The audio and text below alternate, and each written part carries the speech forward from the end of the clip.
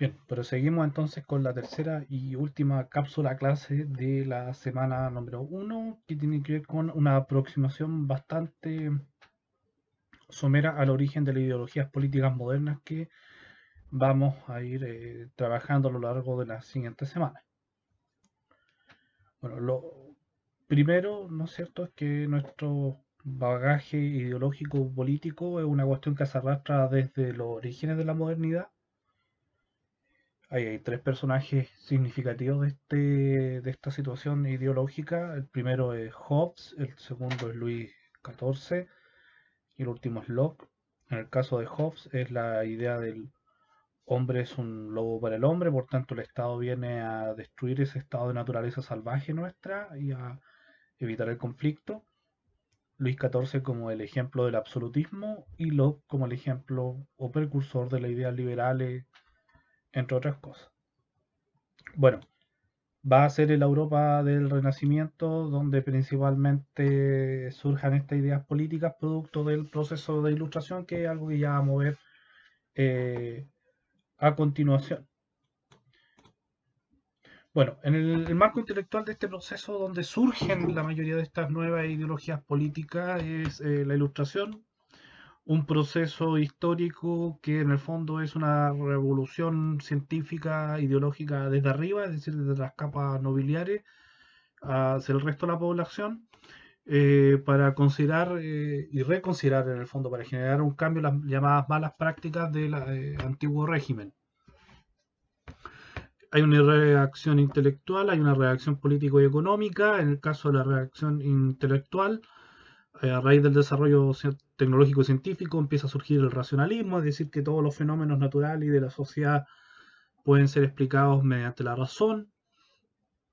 Surge el empirismo como una idea de que todo conocimiento proviene de la experiencia sensorial, es decir, de que no solamente hay conocimiento desde el punto de vista ideal o idealista en el sentido de lo abstracto, sino que también el conocimiento también proviene y debe provenir también de la experiencia personal. Y por último también las corrientes pragmáticas o utilitarias, en el sentido de lo pragmático que puede ser útil o no a la sociedad. Esto a su vez se vio reflejado en la existencia de la enciclopedia, la masificación de la imprenta y con ello de los libros de una manera nunca antes vista, en el desarrollo de la burocracia, más adelante en el desarrollo del positivismo como forma de buscar la verdad mediante la evidencia, mediante los hechos, y también en el socavamiento de la idea religiosa de que Dios es la única fuente de verdad, y el surgimiento del deísmo y ateísmo, y el deísmo asociado a la creencia de un Dios particular de orden científico, y el ateísmo es prácticamente la negación de Dios. Finalmente estos dos fenómenos terminan porque las nuevas élites ilustradas no sean tan favorables a los fenómenos de la religión como institución y organización de una creencia de fe, sino que más bien dejar de lado dicha situación. Por otro lado, tenemos que hay una reacción política y económica en este proceso de ilustración que van a terminar por minar totalmente las bases de ese antiguo régimen. Y esas cuestiones se basan en el liberalismo político, es decir, que las libertades son sumamente relevantes para la constitución de un orden político novedoso que se superponga al antiguo régimen.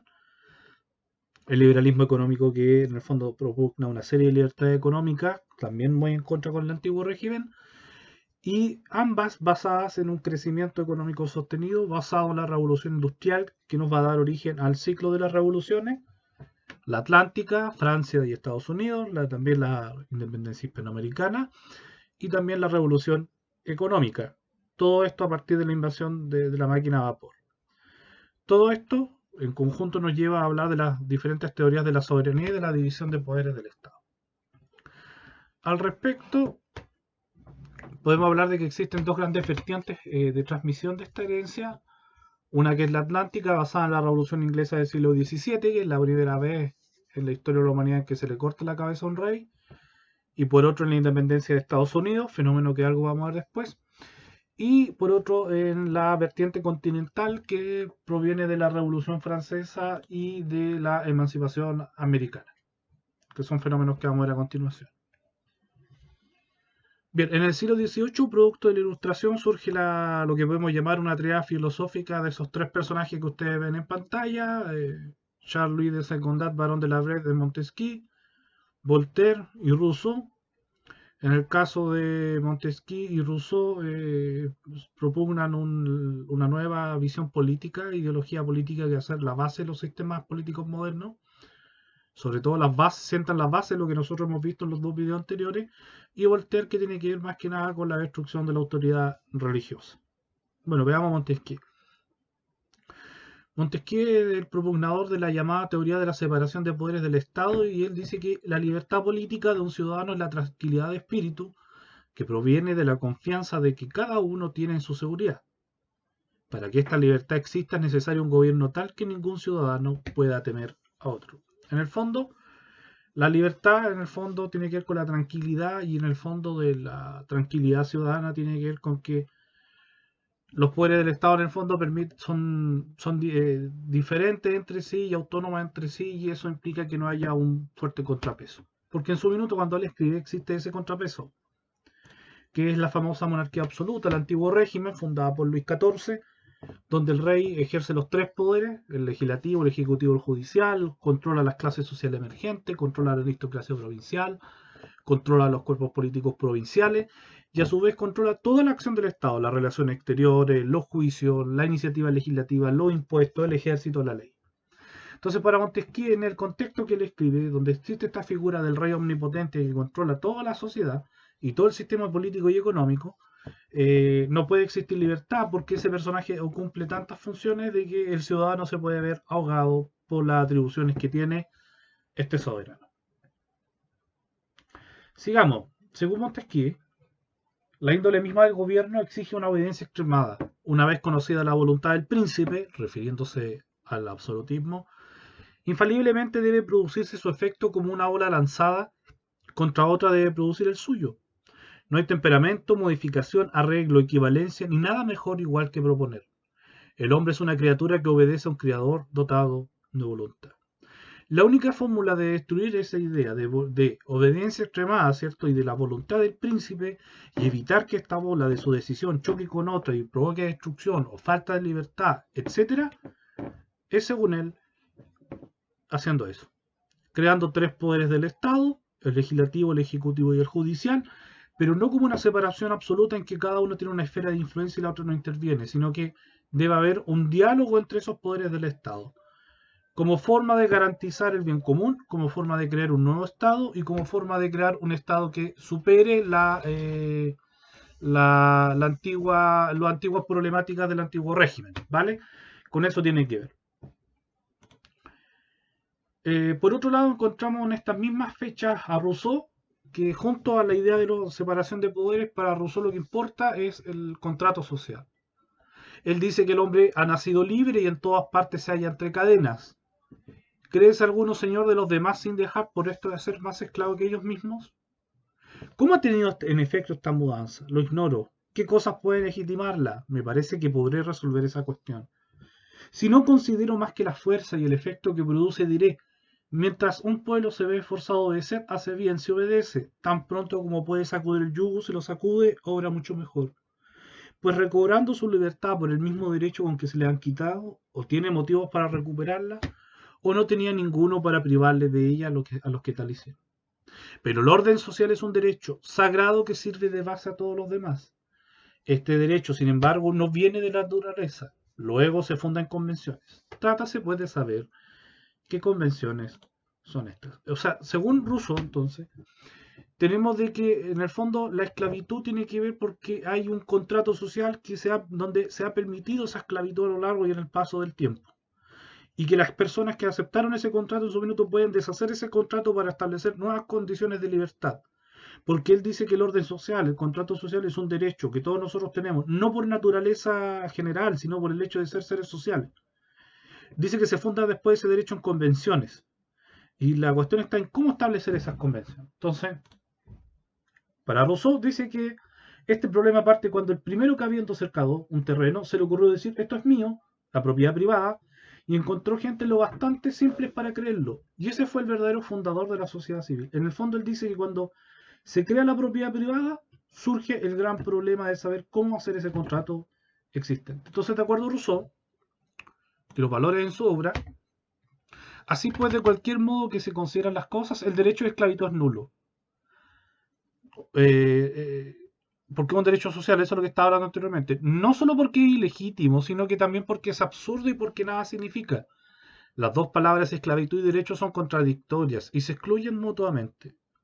Bien sea de hombre a hombre, bien sea de hombre a pueblo. Aquí está hablando de cómo en el fondo no puede existir esclavitud porque son ideas contradictorias. El derecho es contrario a la esclavitud porque el derecho debe proponer libertad nuestra como seres humanos.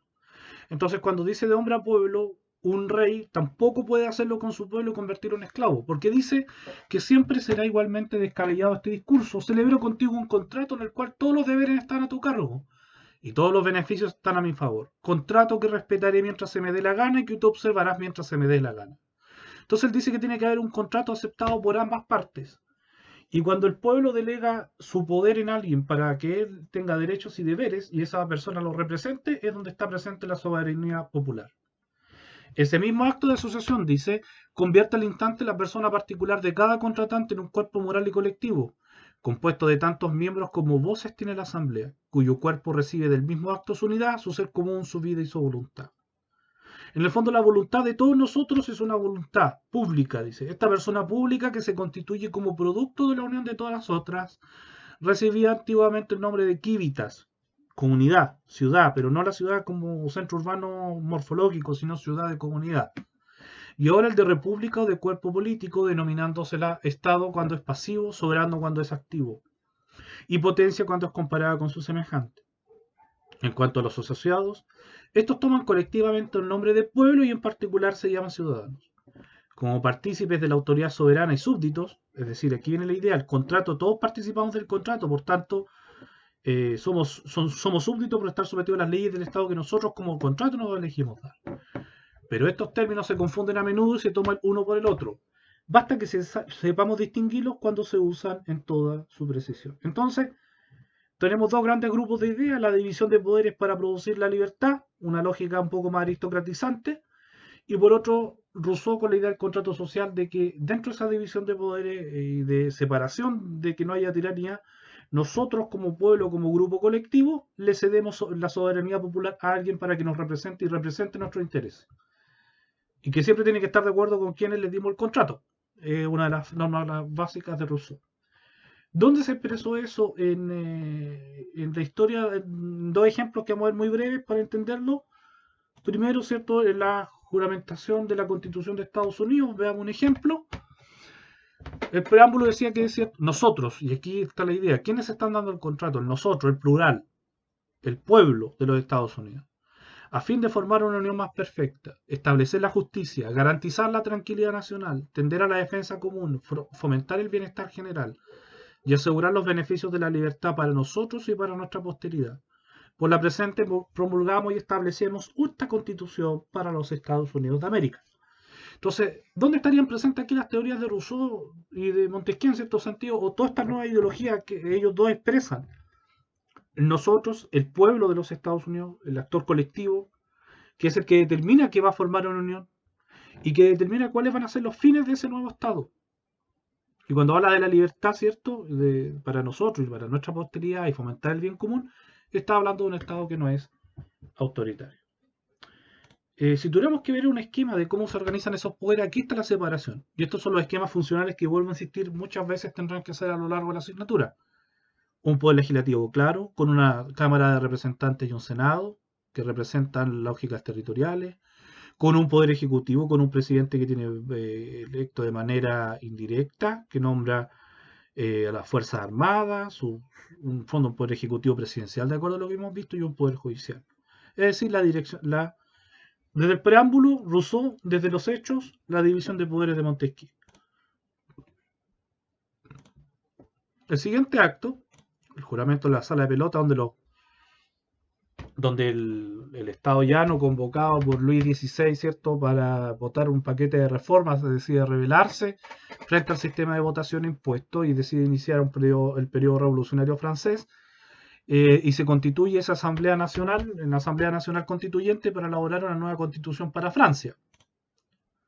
En su preámbulo establece, cierto, que la Asamblea Nacional, queriendo establecer la Constitución francesa sobre los principios que acaba de reconocer y declarar, decreta la abolición irrevocable de las instituciones que vulneraban la libertad y la igualdad de derechos. Nuevamente, esta idea de Rousseau de contraposición entre el derecho y esclavitud, ¿cierto? El monarca absoluto trata a sus súbditos como esclavos.